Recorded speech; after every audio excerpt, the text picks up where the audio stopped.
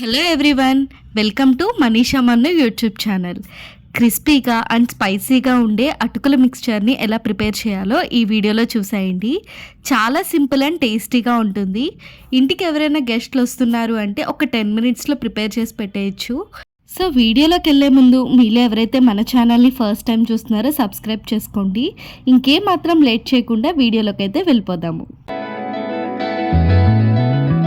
Crispy and spicy అటుకుల mixture కోసం ముందుగా స్టవ్ ఆన్ చేసుకుని బాండీ పెట్టుకుని డీప్ ఫ్రైకి తగ్గట్టుగా ఆయిల్ని యాడ్ చేసుకోవాలి. వన్స్ ఆయిల్ ప్రీహీట్ అయిన తర్వాత పల్లీలను ఇందులో వేసి మంచిగా దూరగా ఫ్రై చేసుకోవాలి. సో గోల్డెన్ బ్రౌన్ కలర్ వచ్చిన తర్వాత ఒక ప్లేట్లోకి షిఫ్ట్ చేసేసుకోవాలి. ఇంగ్రీడియంట్స్ అన్నీ కూడా మంచిగా క్రిస్పీగా ఫ్రై అవుతేనే టేస్టీగా ఉంటుందండి. సో హై ఫ్లేమ్లో పెట్టడం కన్నా మీడియం ఫ్లేమ్లో పెట్టి మంచిగా స్లోగా కుక్ చేసుకుంటే సో మనకి పచ్చిదనం అనేది లేకుండా పల్లీలు మంచిగా కుక్ అవుతాయి. వన్స్ ఈ పల్లీలన్నీ కూడా బాగా ఫ్రై అయిన తర్వాత ఒక ప్లేట్లోకి షిఫ్ట్ చేసేసుకోవాలండి. ఈ పల్లీలతో పాటుగా పుట్నాల పప్పును కూడా యాడ్ చేసుకుని మంచిగా ఫ్రై చేసుకోవాలి. పుట్నాల పప్పుకి ఎక్కువ టైం పట్టదండి, జస్ట్ ఒక 30 సెకండ్స్ అయితే సరిపోతుంది.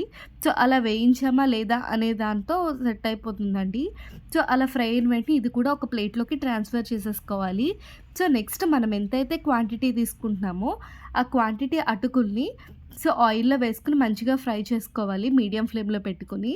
సో మంచిగా ఫ్లఫీగా వస్తాయి అన్నమాట మనకి అటుకులు అనేవి. సో వాటిని కూడా ఒక ప్లేట్లోకి ట్రాన్స్ఫర్ చేసేసుకోవాలి. సో ఆయిల్ వస్తుంది అనుకుంటే టిష్యూ పేపర్ని వేసుకుని దానిపైకి పెట్టుకోండి. సో నెక్స్ట్ ఇంకొక ట్రిప్ కూడా నేను అటుకుల్ని వేసేసుకున్నాను. సో దీన్ని కూడా సేమ్ మనం మంచిగా ఫ్రై చేసుకుని ఒక ప్లేట్లోకి ట్రాన్స్ఫర్ చేసేసుకోవాలి. సో నెక్స్ట్ ఇందులోకి కరివేపాకు మెయిన్ ఫ్లేవర్ అండి. సో దీంతో స్మెల్ టెక్స్చర్ అంతా కూడా బాగుంటుంది. సో వన్స్ ఈ కరివేపాకు కూడా ఫ్రై అయిన తర్వాత ఇది కూడా ఒక ప్లేట్లోకి ట్రాన్స్ఫర్ చేసుకోవాలి. సో ఇప్పుడు మనం ఫ్రై చేసుకున్నవన్నీ కూడా ఒక ప్లేట్లోకి వేసుకుని మిక్స్ చేసుకుందామండి. సో అటుకులు, పల్లీలు, పుట్నాలు కూడా వేసుకున్నాను. సో టేస్ట్కి తగ్గట్టుగా కారం అండి, క్వాంటిటీకి తగ్గట్టుగా వేసుకోవాలి. సో నేనైతే కొంచెం 2 కప్స్ తీసుకున్నాను కాబట్టి 1.5 టేబుల్ స్పూన్ కారం అండ్ 1/2 టేబుల్ స్పూన్ సాల్ట్ తీసుకున్నాను. సో అండ్ కరివేపాకు కూడా యాడ్ చేసుకుని మొత్తం మనం వేసుకున్న కారం, ఉప్పు కూడా అటుకులకు పట్టేలాగా మంచిగా మిక్స్ చేసుకోవాలి. సో వన్స్ ఈ మిక్స్ చేసుకున్నదంతా కూడా మనకి కరకరలాడుతూ ఉంటుందండి. సో దీన్ని మనం ఎవరైనా గెస్ట్లు వచ్చినప్పుడు ఒక 10 మినిట్స్లో ప్రిపేర్ చేసేసుకోవచ్చు. సో టీతో పాటు పక్కన ప్లేట్లో ఈ మిక్స్చర్ కనుక వేసి పెట్టాము అంటే సో ఈ కాంబినేషన్ అయితే అదిరిపోతుందండి.